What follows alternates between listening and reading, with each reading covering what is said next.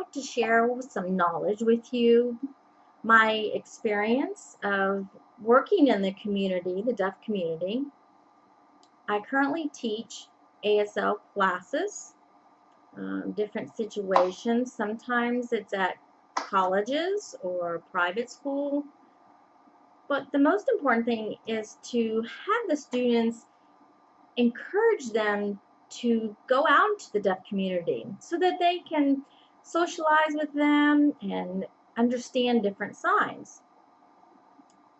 The ASL students, in levels 1, 2, or 3, they're not skilled in their signs, but they like to come to Starbucks, and maybe they visit plays, some kind of events. And once those students arrive there, what kind of etiquette should they have? Are they to be involved, or do they, just take over the situation? There was one particular deaf lady, and she was just talking to me. We were discussing how to develop the etiquette for these ASL students. The deaf community etiquette, number 1, there are deaf zones for signing. So you come into a room, and let's suppose that there's a deaf or a hard of hearing person that enters the room. It's important that you always sign.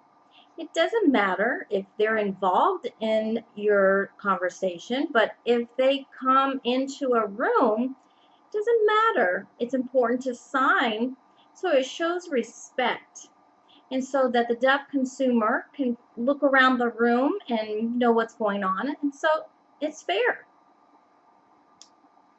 If you are talking with a deaf or hard of hearing person, it's important that you turn your voice off and just sign.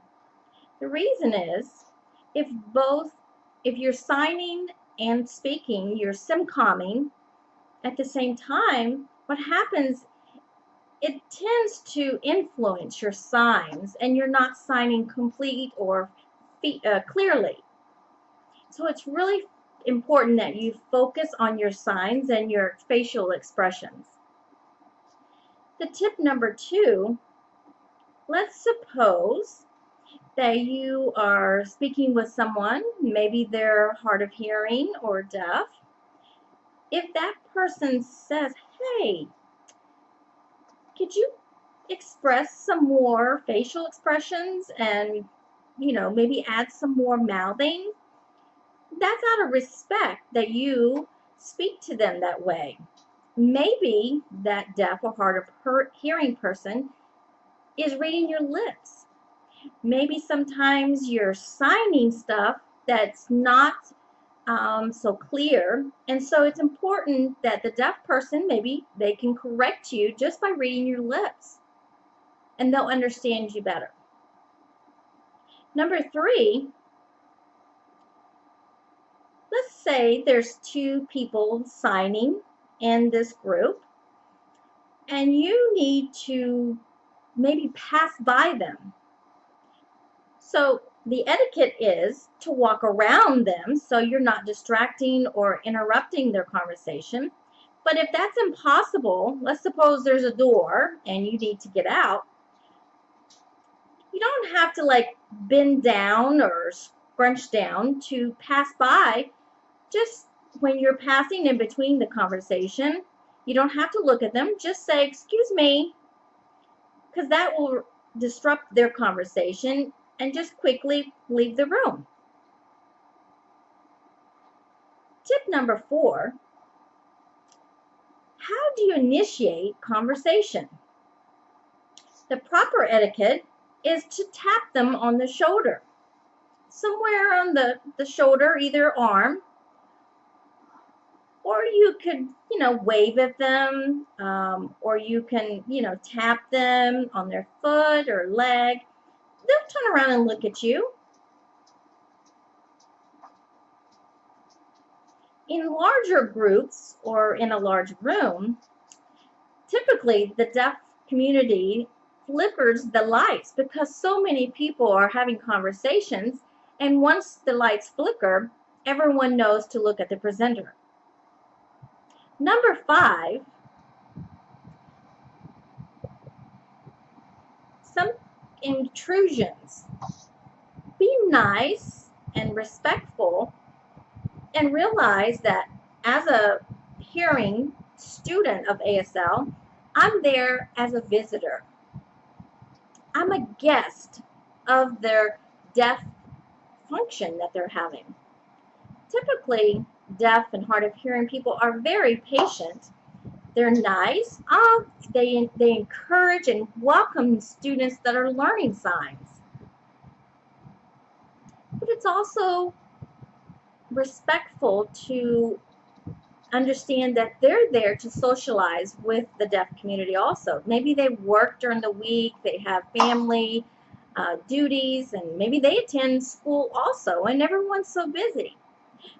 But when they have the opportunity to gather together and socialize with each other, catch up on what's going on and the news of their friends, that's their cherished time of gathering.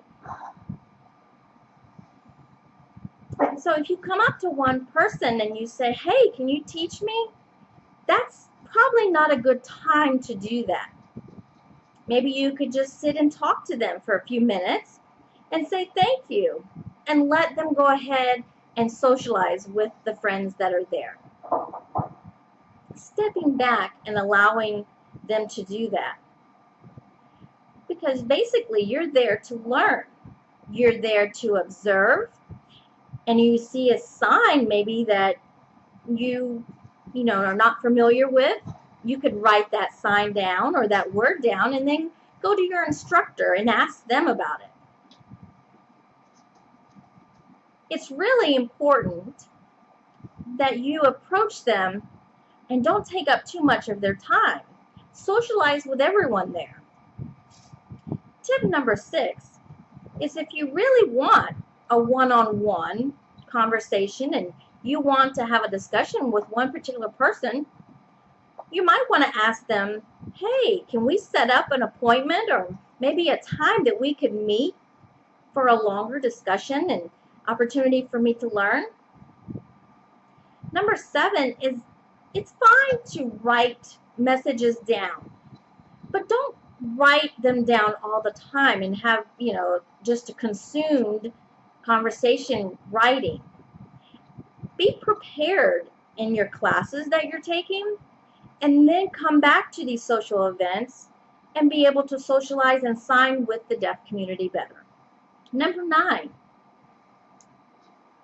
respect their relative signer.